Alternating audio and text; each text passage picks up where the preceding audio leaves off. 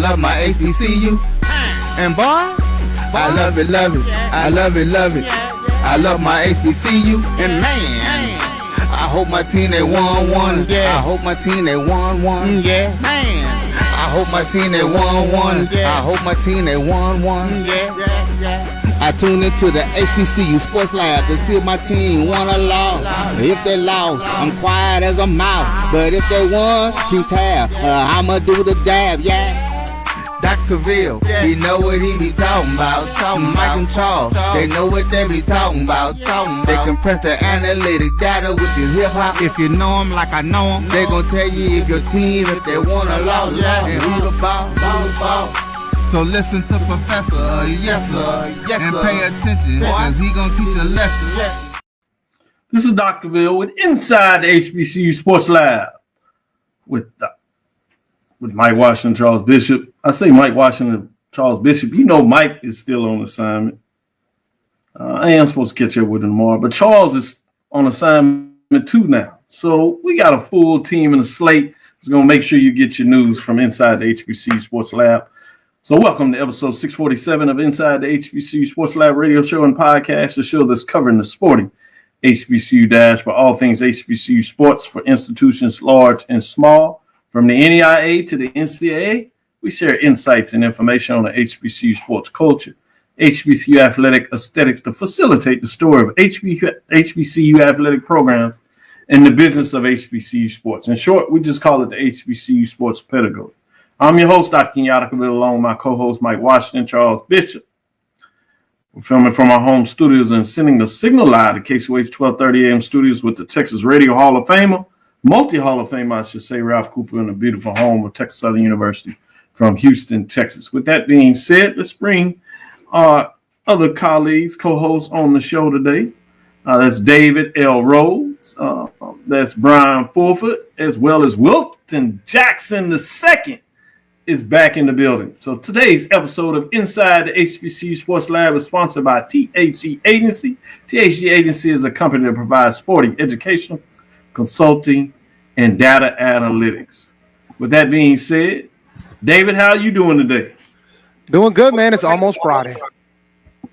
It's almost Friday. We got our big spring game on Saturday. I'm unfortunately not going to be able to make it, but we also got a big athletic foundation meeting Saturday morning prior to the game, so I'll definitely be able to get on that via Zoom. So is it really like that? He said it. Thank goodness Friday. Wilton Jackson II, how are you doing? I kind of got to echo what David said. It's been a long week, so I mean, I'm glad it's almost Friday too. I mean, I've been good for the most part. I mean, the rule was don't look at the stock market. Don't look at the stock market. I was fine looking at it yesterday, Dr. Cavil. I was good yesterday. Yesterday was great, and then reality set back in today. Yeah, that is real. Yeah, that's why I told you don't look. Bryan, how you doing today? My head's spinning a little bit, Doc, but I'm good. I'm good, man. I tell you. I'm spinning watching this game of musical chairs that these SWAC athletic directors are out here playing on the rest of us. So my eyes are spinning and my head hurts. My tweet of the week, Bryan, is this: petty comes at a cost. Oh wow. That's my tweet of the week. I like that. Well, you know, there's always been that saying is, you know, one man's garbage is another man's treasure. One man's treasure, another man's treasure. Yeah. In this case, one coach's is another person's treasure. In this case, yes. So with that, Bryan, I'm gonna let you lead off since you're the hot one out here. Well, Doc, it looks that, according to first reported by my girl, Liv Antilla, at Liv for Hoops, if you don't know. She's killing the game right now, right? Love what she's doing right now, man. I tell you. Shout out to Liv. Yeah, well, she sent this out. She sent out a tweet, 4:02 in the afternoon. Sources, Grambling has targeted their search on a men's basketball coach on Patrick Crary for the next head basketball coach. Announcement tomorrow. Of course, those of you who don't know, Crary finished his first season at FAMU, the most wins in a single season since 2008. Also got the first tournament win since joining the conference in 2021. And I can confirm that that is official, as Crary will become the new men's basketball coach at Grambling State University. It's believed, and I say all this because I want to allow Grambling to do the official, but from my sources, and you guys all here probably hear the same things that we do, it's to be believed to be a 4-year plus an extension contract, might even be an extension on top of that. So at least a minimum of 4 years, which is 3 more than what my glorious board of trustees at Florida A&M University approved. Thanks, guys. Yeah, so and from a salary perspective, because it's out there, right? I saw 30, I think, right? What 230? 230. So at minimum, it is already 80,000 more than the initial contract, which our glorious board at Florida A&M didn't approve. Thanks again, guys. Which our AD came back later in getting a 2-year extension, and I'm putting air quotes in because really it was essentially 2 more years on top what should have been the 2nd and 3rd year originally. So anyway, and I think I was also told or heard that there was at least maybe a $30,000 buyout in the contract. So that's nothing when it comes down to it. But at the end of the day, I'm happy for Patrick Crary. That'll help you with on the board, the VP of Athletics, with the consulting company fee. Doc. What consulting company fee? What consulting company? We don't need a consulting fee. Everybody usually search for. They already know who the coaches they want to be. Them jokers on the board of trustees. They already got a man in place. Their consulting fee's already on the board, Dr. Cavil. The consultants are there. Exactly. They're paying themselves. The consultants are there. We don't need the outside help. Even though we apparently already we go to a consultant for everything anyway. So we'll give somebody some extra money to do something Hopefully that the we should allow our AD to do anyway. We just like throwing money around, except in the right places. But that's what we do at FAMU sometimes. So anyway, let me stop before I get more in trouble here, Doc. I'm sure we got more to say. Let's pull him off. Put him back. I'm gonna stop. We want to make sure that you can go I got it. home Look, I'm gonna save most of mine for MD, but I told y'all, man, you can't do that to a coach. No. You can't do that to a coach. And not expect him to stay. You can't do that and expect him to stay. As soon as he started winning games, I said, "He gone, guys. He gone." You sound like the former vice president. I didn't want to say it, but I told. Never mind. We're gonna all be in trouble today. Save us, Wilton. Save us. What's on your mind? What's the hottest news on your mind? Well, when you're looking at the news today, I'm looking at Alabama A&M Inc.'s a groundbreaking alliance with professional services firm from this comes from HBCUGameDay.com. Alabama A&M Athletics and Deloitte's U.S. College Athletics practice have entered into a groundbreaking alliance, marking the first collaboration of its kind between Deloitte and historically black colleges and universities. The innovative alliance will position Alabama A&M for long-term success by sharpening its strategic vision and enhancing its fundraising capabilities. Deloitte recognizes the world's largest professional services firm will work closely with Alabama A&M's leadership, coaches, and university stakeholders to define strategic priorities that align with the department's long-term vision and establish a high level of implementation to drive measurable progress. The strength of Alabama A&M and Deloitte brands, combined with the shared commitment to innovation, leadership, and excellence, will guide this alliance. This alliance underscores Alabama A&M's commitment to building a championship-caliber athletics program that delivers first-class experiences for its student-athletes and elevates the Bulldog brand nationally. That's the Alabama A&M, Dr. Bryan, making some statements around here.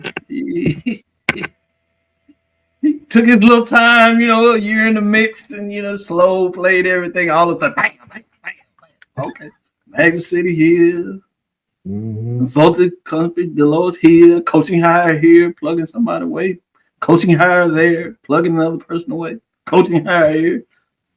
So he has 3 new coaching hires he made, top three sports, if you would, revenue sports, if you want to call them that. Interesting what's going on in Alabama A&M. And just when you think the shift may go east for basketball, the West says not so fast.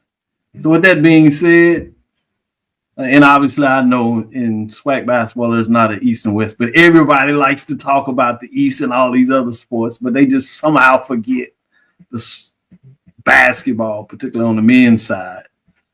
So I just wanted to remind ONG Strike Zone as they were putting out their chest last night. The West has something to say in basketball. David, how you? They're gonna have a lot to say to them for sure now. So they That's get a why I'm coach. wearing a baseball jersey. I want y'all to know, recognize I'm wearing a baseball jersey today, Oh no, I right? see it. And yo, that jersey's fly. I will say that jersey is fly, sir. That is nice. That is Yeah, nice. jersey. it's cold. That is nice. Yeah. All right. Sitting at the top of the conference. First place, baby. Nothing wrong with that. Trying to do something right. There you go. Right. David, what you got going on? What's on your mind? The article that fascinated me is HBCU looking for state help with athletic facilities from HBCUsports.com. Citing fears of federal funding cuts to all institutions, one HBCU has reached out to their state government to help fund athletic projects. Delaware State University has asked for $125 million in funds over a period of time to upgrade the athletic facilities. At Thursday's Delaware Capital Improvement Budget Committee hearing, as reported by Sean Green of Wilmington radio station WDEL. University President Tony Allen was joined by new head football coach Donte Jackson and baseball coach Pedro Swan, who's an alumnus of the school who played parts of the 3 seasons in the majors. Our field is way below standards. Swan said that the Hornet baseball team's current home at Bob Reed Field, part of the school's acquisition of the former Wesley College in downtown Dover. Our kids work hard every day trying to maintain the field and make the best of what we have, but it's disheartening every time we go to the road and just see how much better the facility can be when we play amongst our peers. Jackson adds that the current football stadium locker room setup makes it hard for Delaware State to attract top recruits. It's kind of shaming to be able to be in a position where you're at a Division I school and can't brag about your facilities, Jackson said. The SU funding plan calls for $25 million to construct a football field house, which would include a 50-yard indoor field, upgraded locker rooms, coaches' offices, and a potential home for the Delaware Interscholastic Athletic Association offices. The next $10 million will be for upgrades to the Alumni Stadium and the DSU downtown campus athletic facilities where the baseball, women's soccer, and women's lacrosse teams play. And finally, the largest chunk will go towards a new convention center arena, replacing the 43-year-old Memorial Hall. It's a new era for DSU athletics. People ask me all the time, why should we be focused on athletics? It's because it's the front porch of the university, Allen said. I like that Allen is going after it. I'll be interested to see how much he can get. We talked about on Tuesday, another state, North Carolina, Winston-Salem State. Yep. Asking State for some facility upgrades and help. We'll see what that looks like. And we A&T's on the docket too with Winston as well. Okay. They're on the docket too. They're trying to get a convention center going right now. Yeah. I think convention centers of all the different facilities you can ask for oftentimes are doable because you have your graduation ceremonies in there. And so you can sell it a lot as an athletic facility as an academic facility or part of it, or connected to your general fund from that perspective. So oftentimes that'll float. Football stadiums, unless you have a significant large institution, maybe like A&T, well, oftentimes you might do your graduations outside, and that helps you potentially try to make the argument for a stadium with combination. It's going to be interesting if Delaware, in terms of that area, do you get the support from the state legislatures to get that done? So I'm fascinated on that. While we at it, it looks like Jake Morton set to become Alcorn State's head new basketball coach. As we talked about that early on, we had the report that the assistant coach coming out of Jackson State, it's our understanding that is broken down. Some of that may be, to some degree, the commitment that Alcorn was going to bring to the table, somewhat what we're hearing out there.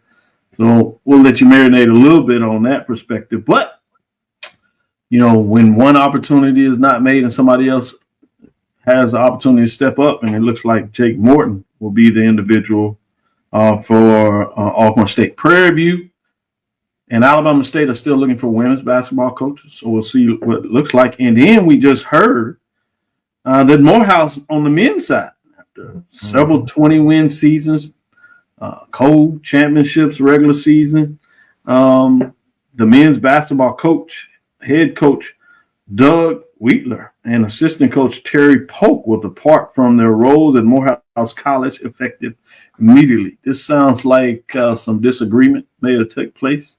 We similarly saw this with the football coach, and as the football coach was the alumni, so is the men's head basketball coach. He played there.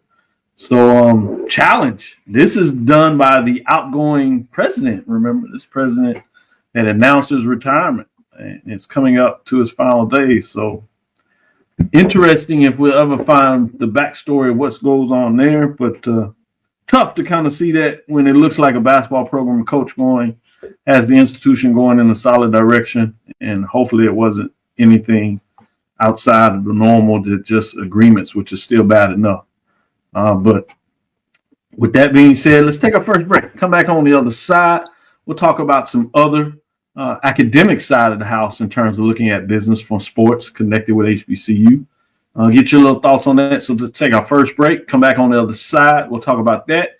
And then the second half of the show, we'll get into some baseball talk and some matchups and see what these gentlemen say is going on the diamond. Bryan surely will like that. But with that, we'll take a first break and come back on the other side. Planning an event? From weddings to corporate functions, CMJ Events LLC brings over 15 years of experience to make your vision a reality. Based in Metro Atlanta and serving statewide, even internationally, we provide versatile event planning and authentic catering cuisines tailored to your needs. Whether it's pre-game meals for student athletes, fundraisers, weddings, corporate functions, CMJ Events LLC is your one-stop solution for exceptional service and unforgettable food. Our diverse culinary heritage means we cater to all cultural tastes, dietary needs, and food restrictions, making every meal uniquely yours. Let's make your next event unforgettable. Visit us on all social media at CMJ Events LLC or email us at cmjeventsllc@gmail.com. Also give us a call at 404-664-3882 so that we can start planning now. This is the Dean of the College of HBCU Sports, Kenyatta Cavil of Dr. Cavil's Inside the HBCU Sports Lab with Mike Washington and Charles Bishop. Come mix it up in the lab where the course lecture is in session every Tuesday from 6 o'clock p.m. Central Standard Time on Facebook Live, YouTube Spreaker, or the BCSN app, as we discuss all things about the HBCU sports culture, including exploring the week that was in the sporting HBCU diaspora, as well as the upcoming week of HBCU sports. With me, the Dean, the College of HBCU Sports, on Dr. Cavil's Inside the HBCU Sports Lab with Mike Washington and Charles Bishop. Course lecture dismissed. You're looking for the latest information on Southern University sports, the Southwestern Athletic Conference, and HBCU athletics. There's only one place to go. Tune in to the Carlos Brown Show, exclusively on the Black College Sports Network. Thank you guys for what you do for HBCU athletics. This is a fantastic avenue for all of us. This is our ESPN, so we love what you guys do. Bryan, AD, Roy, all you guys at BCSN. We really appreciate what it is that you guys do for us.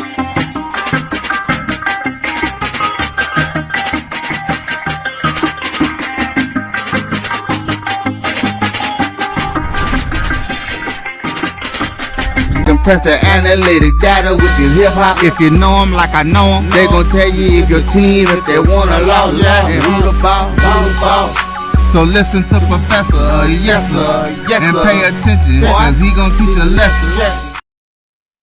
This is Dr. Cavil with Inside the HBCU Sports Lab with Wilton Jackson II, David L. Rhodes, and Bryan Fulford. If you would, let's pull on the screen a little bit.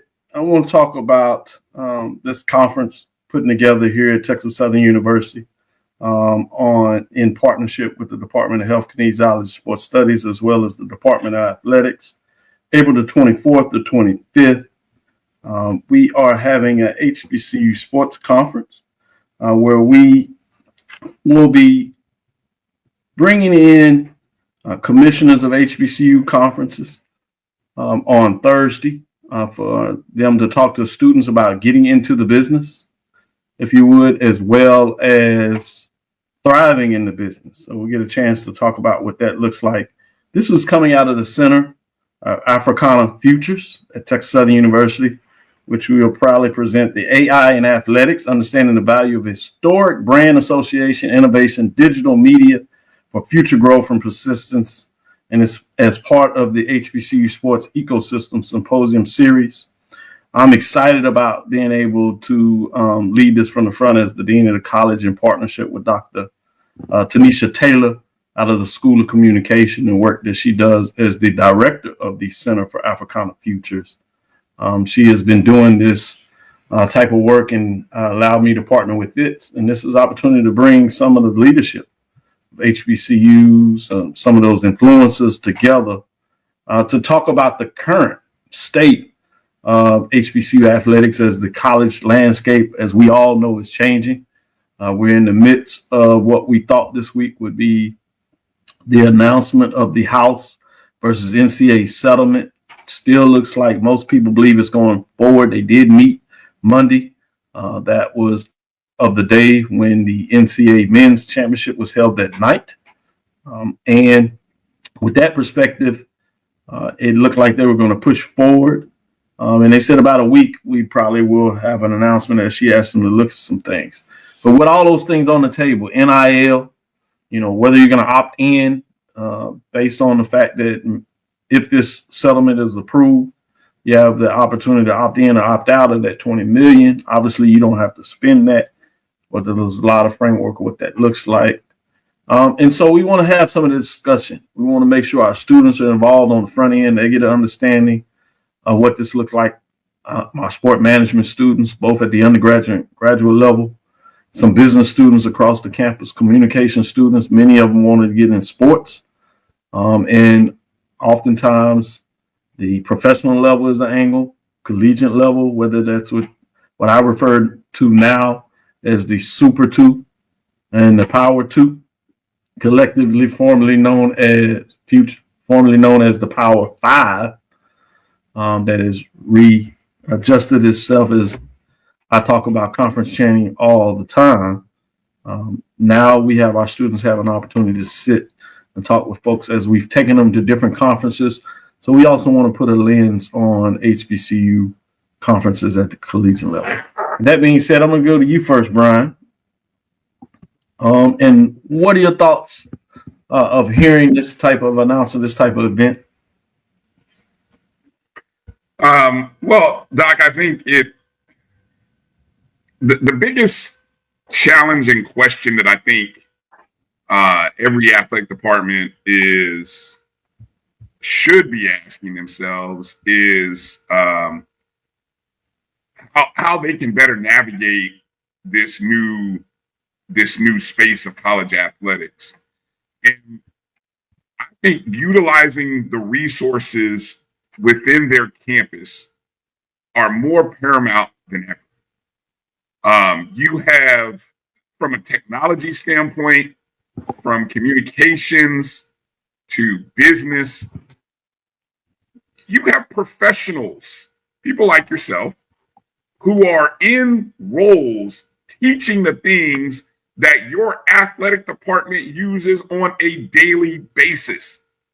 Your department could be benefiting from on a daily basis. So I think if you're able to explore and discuss how to get the university to come on board and see the added value, then I see a win-win opportunity here.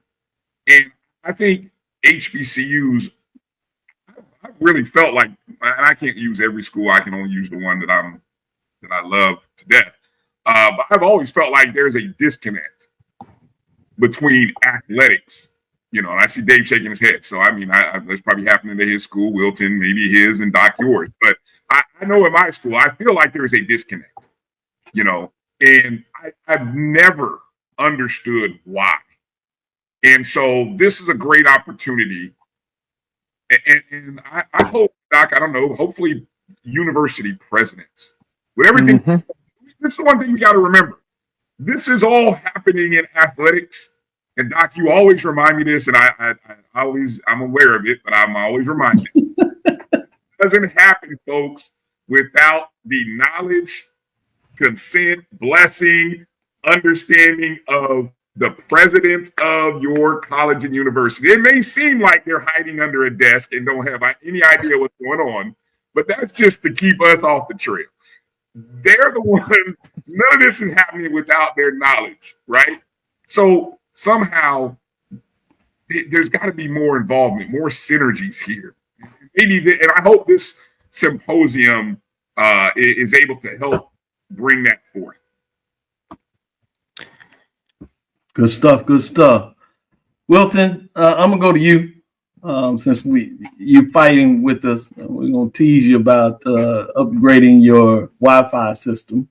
You know, this is extra great.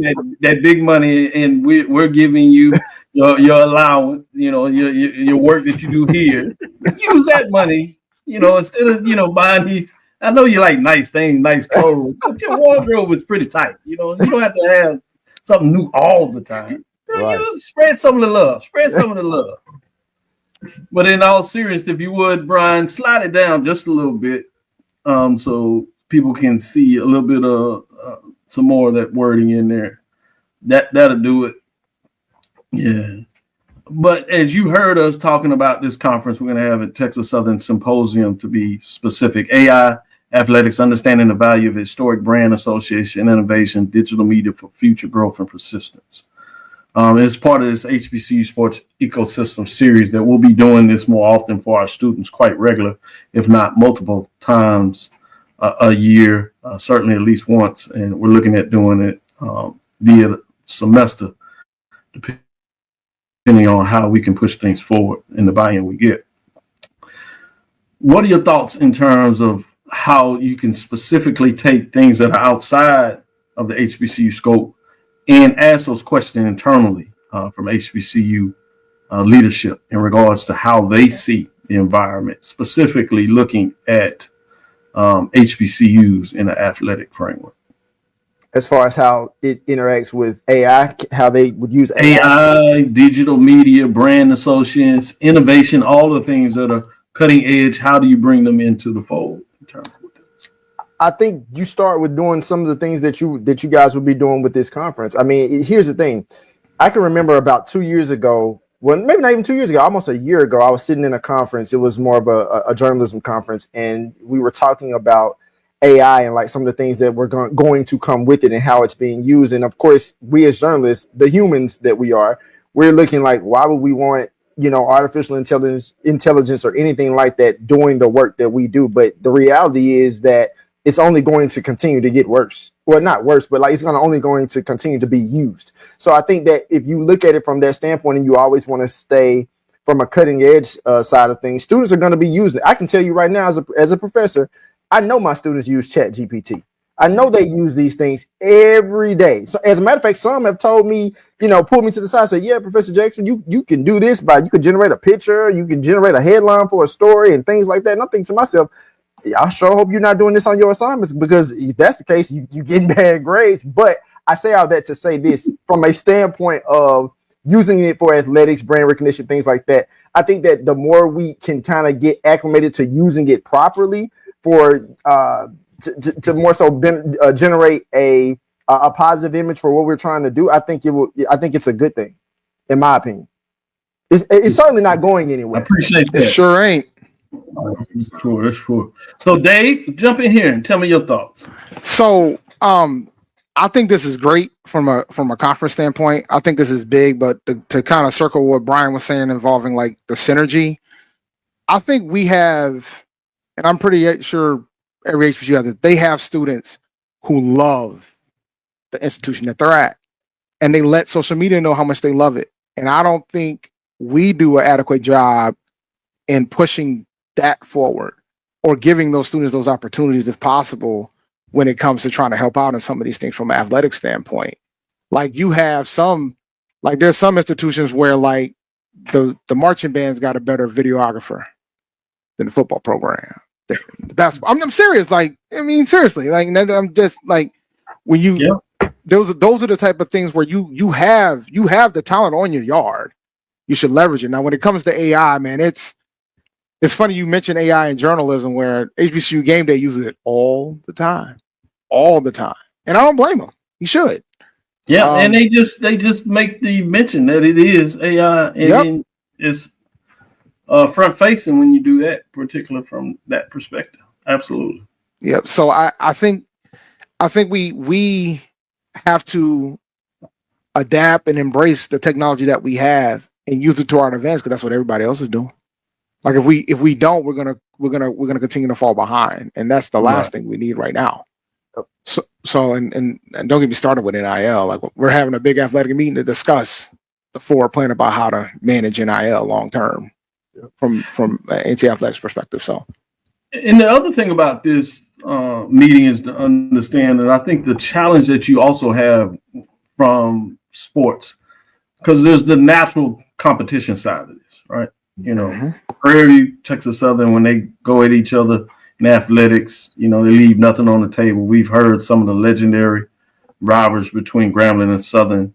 Obviously, for the fans, oftentimes, you know, it's one thing off mixed with family, but on the playing surface, everybody wants to win. Jackson and Alcorn, you throw in Valley with both of those programs. Alabama A&M, Alabama State, FAMU, and Bethune-Cookman in terms of those mix. And now we get some of these crossovers, whether it's Southern and Jackson State. I know some people want to look at the FAMU and Jackson State differently, but it's my show, so I can say what I want to say. It is what it is in terms of that matchup. But this is also, as these individuals work together when they have their meetings, this is also a space to bring in more folks to talk about how do we create an environment. And I think more than ever, when we kind of joked about, you know, on the first segment financially what that means, but in this environment, as we see, I think it's going to become even more important that we leverage what that looks like. We leverage it more and more. So I thought it was important to put this out there first, to say, let's bring some of these key folks together. I've seen them. I know a lot of them work hard. And I think sometimes because we see the success of other organizations that are financially in a different disposition, as fans, alumni, in this perspective, that we can quite get disconcerted and frankly sometimes frustrated that things are not moving fast enough. And oftentimes that is based on the resources. But if we can find a way to cultivate those resources where we're collectively working together, it allows us to maybe move a little further. And so the things that we see, what I call better branded institutions, being able to get done, is directly related oftentimes because of the financials they have. It's never stopped us before, but it is something that we have to understand that it's real. I want to give a shout out to Provost here at Texas Southern University, Dr. Goodman, in terms of supporting this from the academic units. Dr. Penn Marshall, VP of VP of Innovation, in terms of looking at how we move forward of research.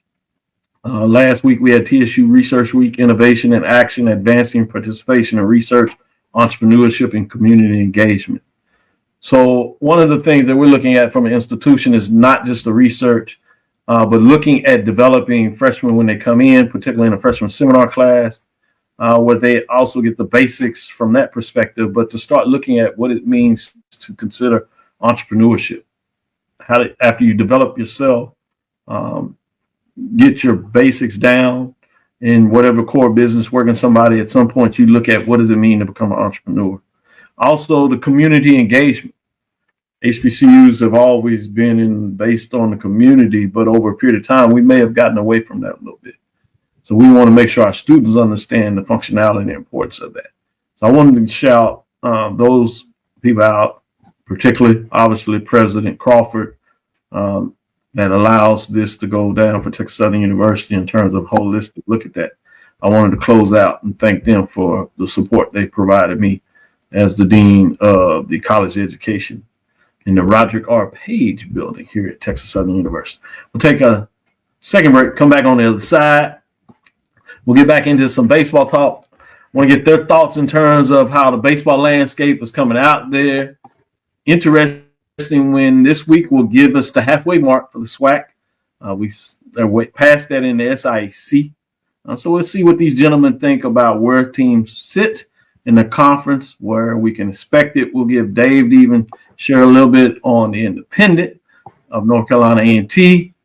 They were right there, but reality may have hit them. But we still tough loss last night.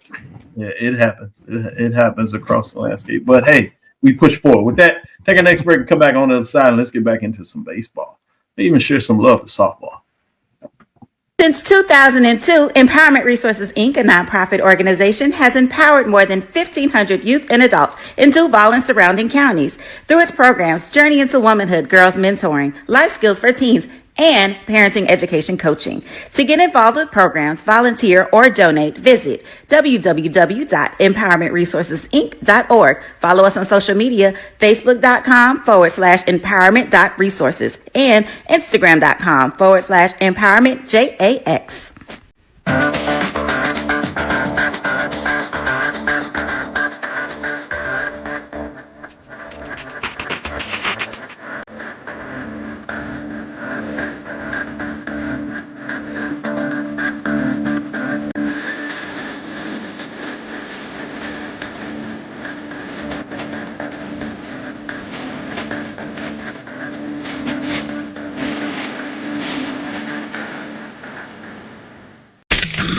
The human voice has always connected audiences with experiences. Major brands all across America have trusted Kever's voice time and time again. Conversational, powerhouse, intelligent, and sincere. That's the voice you need for your creative marketing process. KEAVERSVOICE.com. Kever's Voice, Kever's Voice, KeversVoice.com. Always on, all the time. It's never too early to plant the seed, to share the tradition, and instill a sense of pride in your HBCU with your little ones. HBCU Pride and Joy Children's Boutique helps you share your school spirit with a wide selection of adorable kids apparel and accessories officially licensed from your favorite HBCU. Visit HBCUPrideJoy.com and follow us on all social media at HBCU Pride Joy on Facebook and Twitter. When it comes to professional learning, teachers deserve better.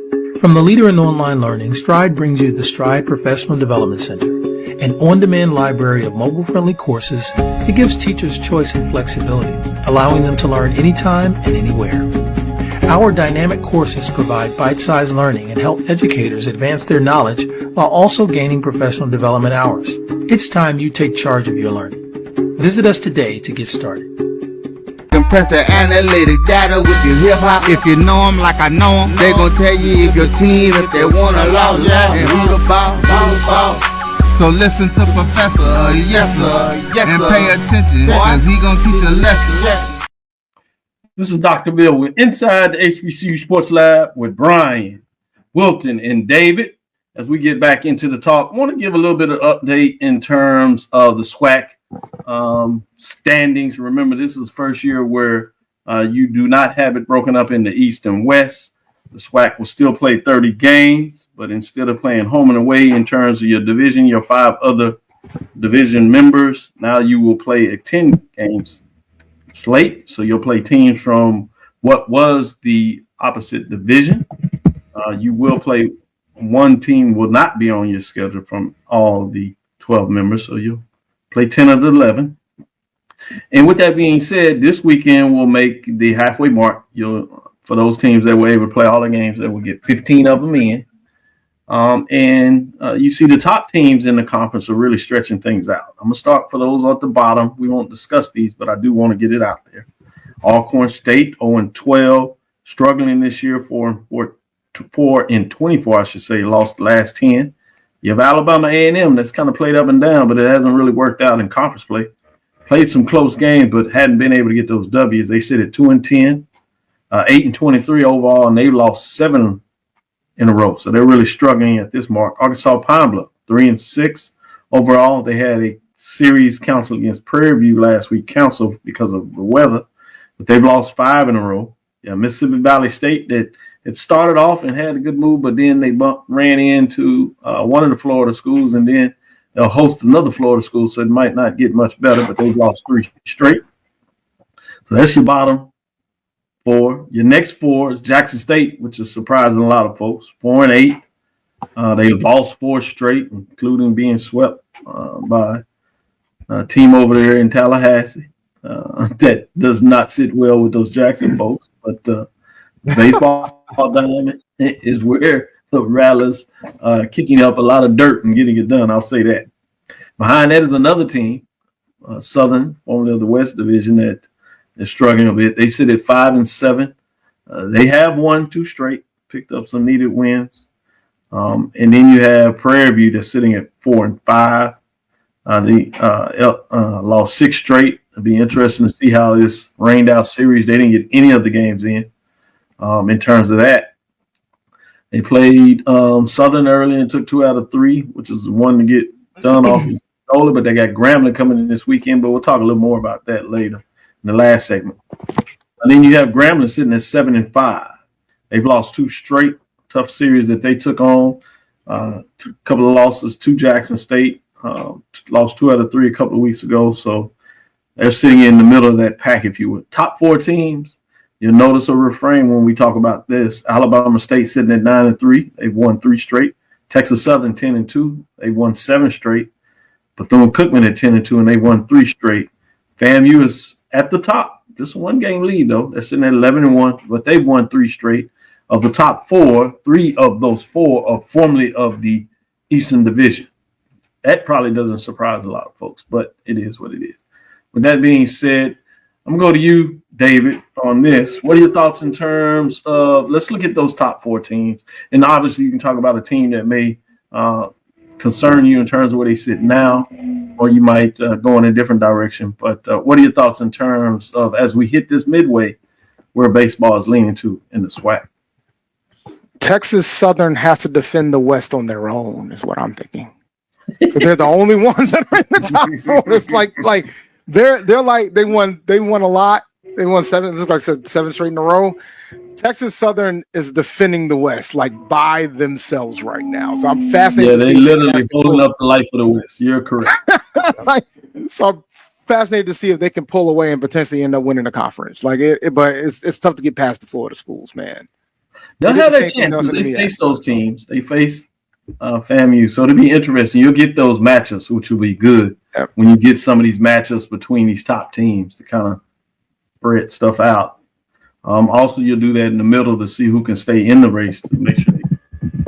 6 teams make the playoffs, right? Makes the tournament, right? 8, top 8. 8 makes it. Man. Still 8 make it. You know, in the division, it was top 4 in the division, so 2 wouldn't make it out of the division. But you're still having the top 8. Unlike basketball, where they're doing 10 and then you get all 12. I don't see that for baseball because you play the doubleheader, so you play so much. It's gonna be harder to make that argument. There's only 6 that go into the CAA, so that's why I said. Yeah, the CAA is just 6, which is the same thing because of the arms. They're trying to save some of them arms. Yeah. So it gets interesting what that looks like. Wilton, go to you next. What are your thoughts in terms of baseball? We hadn't heard your thoughts on baseball in a little while, so I'm fascinated to see where you want to go. So, Doc, when I look at this point of the season, this is the point where things are about to get important. Obviously, the middle part of the season in SWAC play, and so obviously FAMU and Bethune-Cookman, their play at the top of the conference doesn't really come as much of a surprise. David just kind of alluded to it about being the two Florida schools, but I think that what's interesting that you have like Grambling, Alabama State, Prairie View, Southern.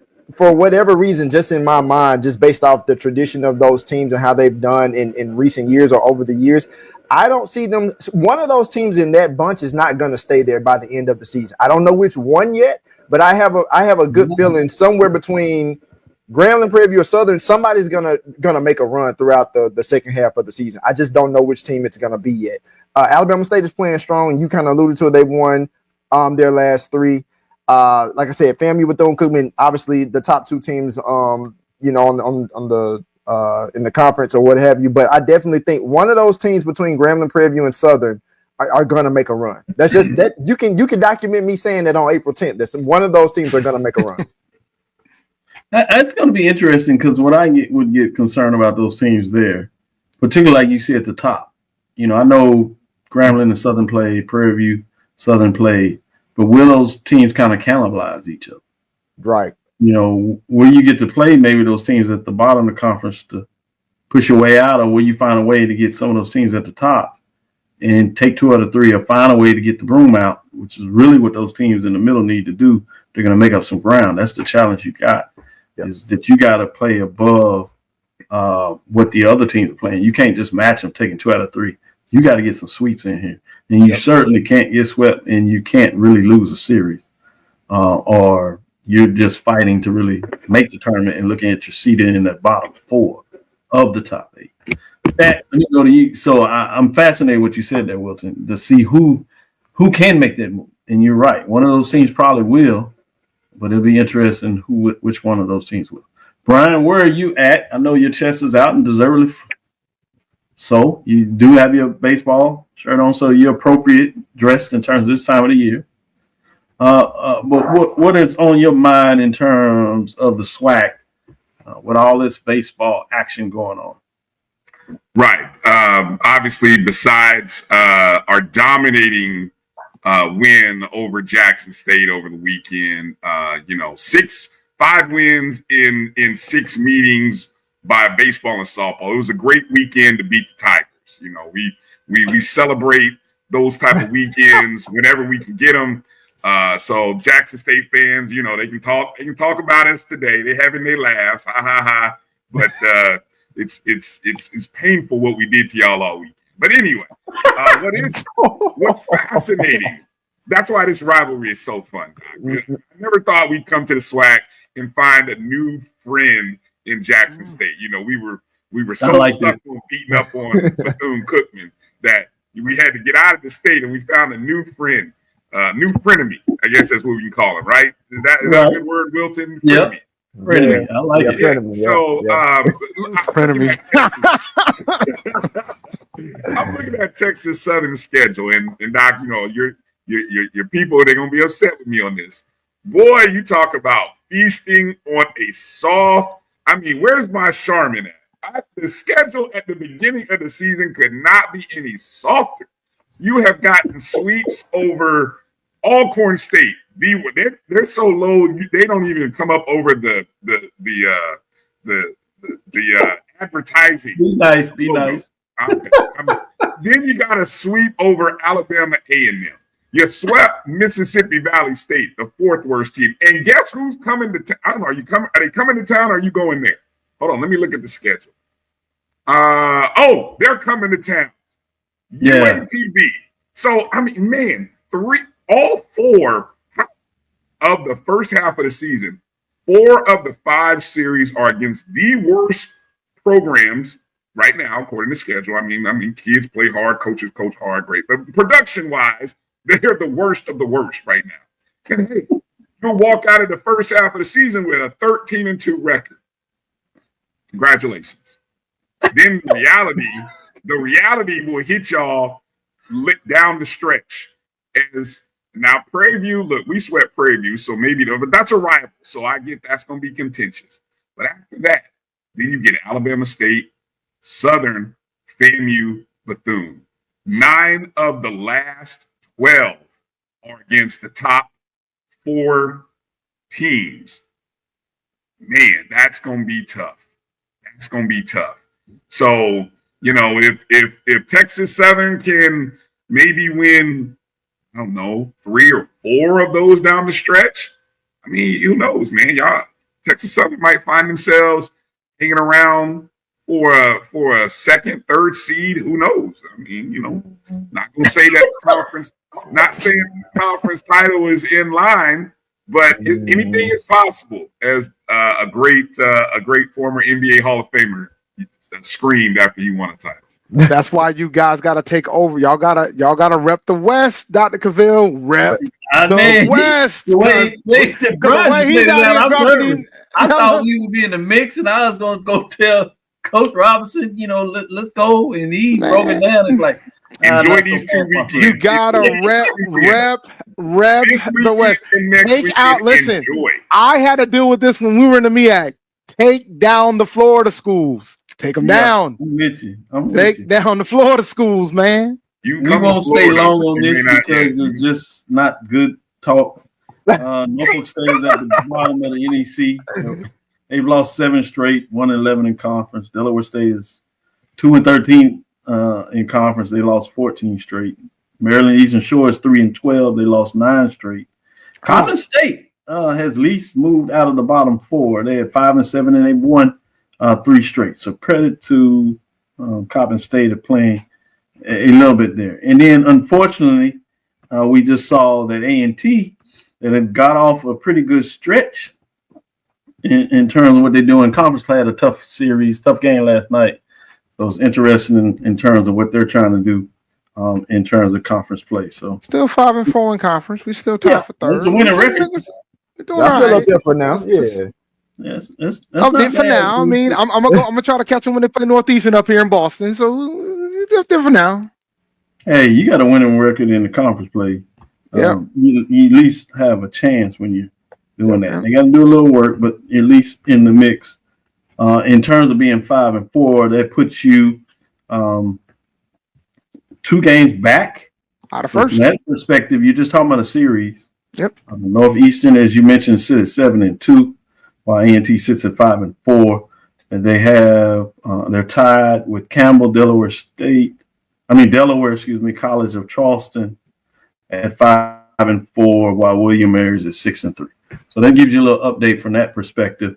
I did want to shout out softball. FAMU is getting it done in softball as well in the East. What? Division is still split. Yep. FAMU is getting it done in softball. They sit at 15-7. That's the new coach coming in and doing it. They've won 2 straight. They're 11-4. Right behind them sits Jackson State, Bethune-Cookman, both at 9-5, and Alabama State is still in the race at 9-6, as they're 2 games back in the loss column. When you go over to the West, we can get back to those Texas schools. Prairie View at 11-3, Texas Southern at 10-5. Both of them have lost 1 game, losing streak there. But you see the race in the West. And while my friends over there on ONG Strike Zone talk about how much power is in the East, and I think you're right when you look at the top 4. You got to say that. But, Prairie View has come into the softball tournament 1. So we're going to give them a little love. Texas Southern, not so much. They've had some decent runs in the tournament. So it'll be interesting to see if they can switch that. So there's at least 2 teams in the West that'll get going. Alcorn did have a nice run a couple of years ago in terms of what that looks like, but struggling a little bit this year. So that's your updates on the softball side of things. From that perspective, obviously, when you talk about the SIAC, you have Savannah State behind Spring Hill, Edward Waters and Miles. Turns you top there, 21-2, 18-6, 16-8, 13-9, respectively, for those teams in the top of the conference. Take our last break. We'll come back on the other side, and then we'll talk about some matchups. We'll stay on the dirt. We'll talk about some of these key games coming up this week and see what these gentlemen say about some of these key matchups. And to me, there's only 2 really look at, but we'll see if they think differently. With that, we'll take our last break and come back on the side and do just that. Talk about some of these baseball matchups.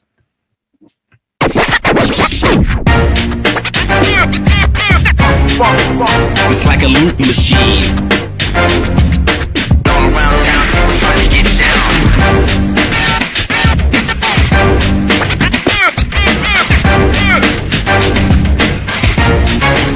It's like a loop machine.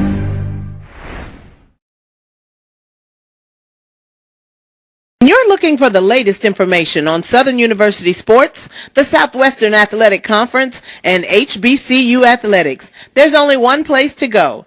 Tune in to the Carlos Brown Show, exclusively on the Black College Sports Network. It's never too early to plant the seed, to share the tradition, and instill a sense of pride in your HBCU with your little ones.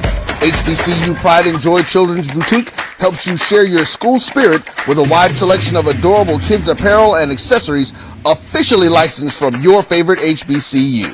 Visit HBCUPrideJoy.com And follow us on all social media at HBCU Pride Joy on Facebook and Twitter. Hey y'all, it's your girl Sonia from She Say Sports. Make sure to check us out every Friday morning at 9 a.m. on Black College Sports Network, YouTube, and Linktree. And please don't forget to subscribe to our YouTube page.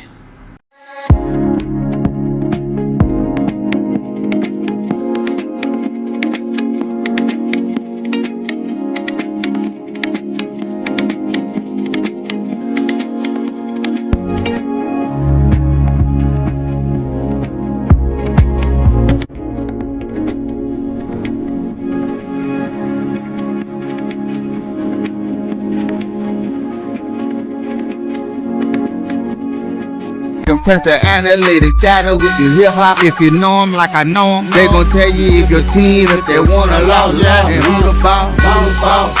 So listen to Professor, yes sir, and pay attention, cause he gon' teach a lesson. This is Dr. Bill with Inside the HBCU Sports Lab. We have Professor Rose, Professor Fulford, Professor Jackson in the lab talking about some baseball. I'm gonna go through all of these and then ask if you have anything. I don't think there's two to talk about, but you might want to say more instead of less. FAMU at Mississippi Valley. I think this is one of your expectation that FAMU will sweep. It is on the road, so Valley can help themselves to try to make sure they push for that A spot if they can at least get one of these games. Somehow they can get 2 or 3 and get the series. We're going to have to look a little differently at the Delta Devils for sure. Then you have Bethune-Cookman on the road to Alabama A&M. Tough road trip maybe. Alabama A&M, can they find a way to get one? Got to believe that Bethune-Cookman, the Wildcats, will continue to do what they do and sweep. You have here in Houston this weekend, Arkansas Pine Bluff, Texas Southern. Sometimes those teams, different coach now, but sometimes those teams would have some matchups that would get interesting, and Pine Bluff could find a way to get one. There was a year where they came in here and got 2 or 3 where they were really rolling. But thus far, even though Bryan seems to be a little doubting the Texas Southern Tigers, you probably see Texas Southern getting it done here.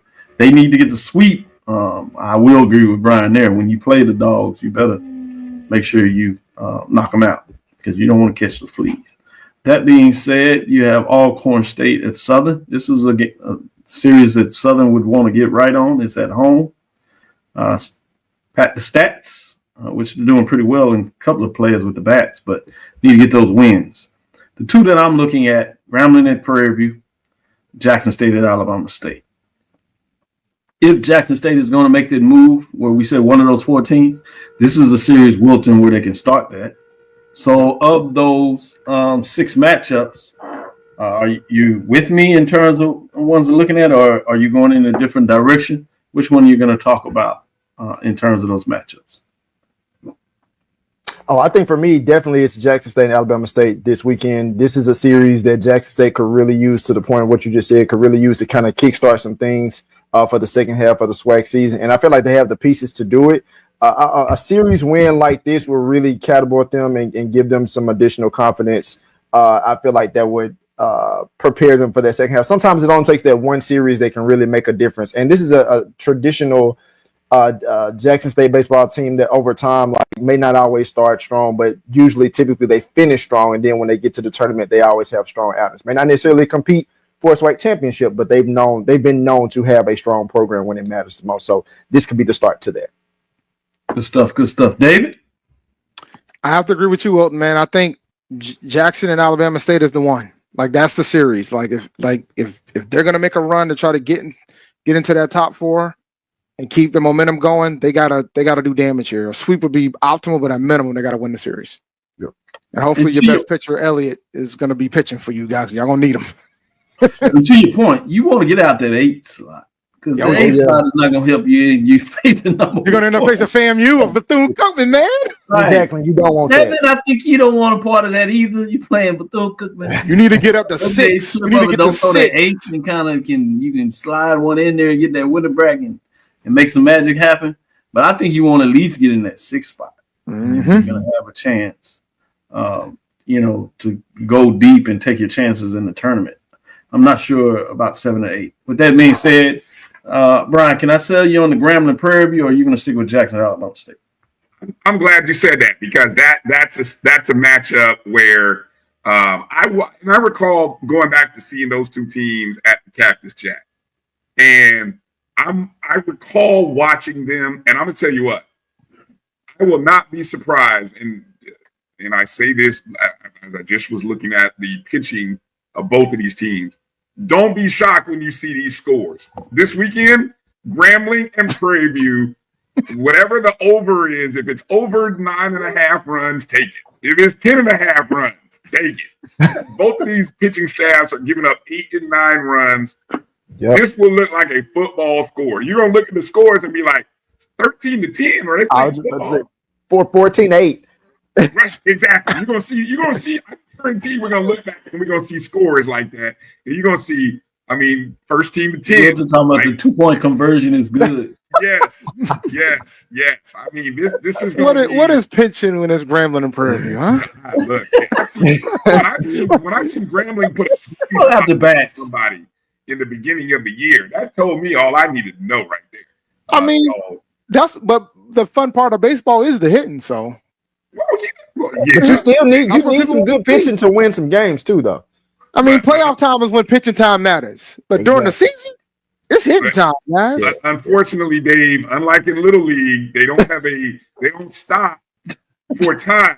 So you can end up in the first 3 innings. It can take 2 hours for the first 3 innings if the score is 15-10. Hey, we talking about the budgets. You sell a lot of concession though. I'm telling you.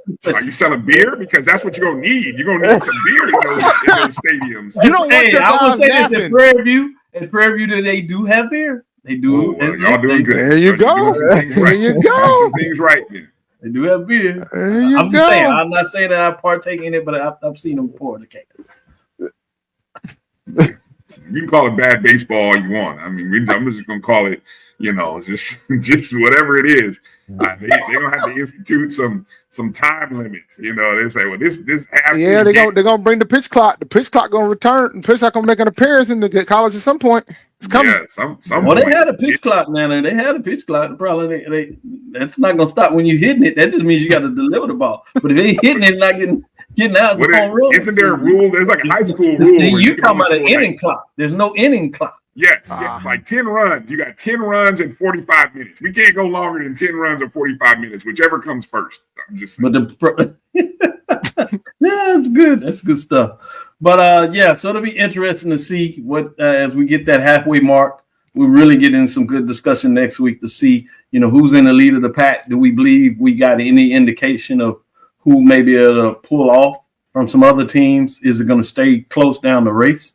Whether that's at the top, in the middle, and at the bottom. We can talk about that a little bit. Shifting gears, I want to give some final love to softball in regards to it's going to be nice in Montgomery. They have Jackson State at Alabama State on the softball side as well. Montgomery on Saturday, particularly, is going to be really nice with double hitter down there to see what goes on. Baseball and softball, a lot of action. Other places, teams on the opposite side, Alabama A&M and FAMU face off, but that's in Tallahassee. You have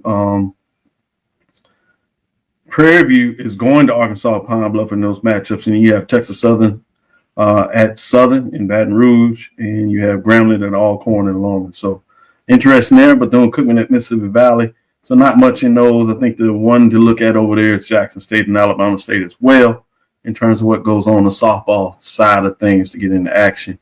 MEAC gives some love in terms of what's going on in the MEAC. Fascinating what they're doing on the softball side. They do have that sport in softball and the SIAC and CIAA. So just wanted to touch on a little bit about that there. To come to close, I do have an update. I've officially understand that Grambling will make a official announcement in terms of the basketball coach. Sounds like we know what it is, but you'll hear something at 10 o'clock in the morning. Official announcement will be made. Bryan is like, yeah, it's official now. It's all right, man. It's a little more people lose coaches every day. With that being said, Bryan, essentially after 10 o'clock tomorrow, FAMU is on the clock. We're on the clock now. You were on the clock before. You probably was on the clock before Liv reported it. Sir. Yeah. Oh no, when you could see the contract. I've been reaching out to we'll have a coach by Monday. We'll have a coach by Monday. Will it get through the board by then? In terms of this conference, now I understand why she's been so busy. So, yes. And Dave, to answer your question, yes, and why? Because it'll be someone that the board probably wanted in the first place. Okay. I have inside information. I was trying to get him off the hook, David. Look, man, I'm about to do Look, I'm gonna do at least an hour on this tonight on MD, so it's gonna be fun tonight. And David is good at what he does. He pulled it back out. Pull it back out. Come on, Bryan. Pull it out. Feed the wolves. The rope is thin. The rope is thin. The rope is thin. Let's get out of here and close things up.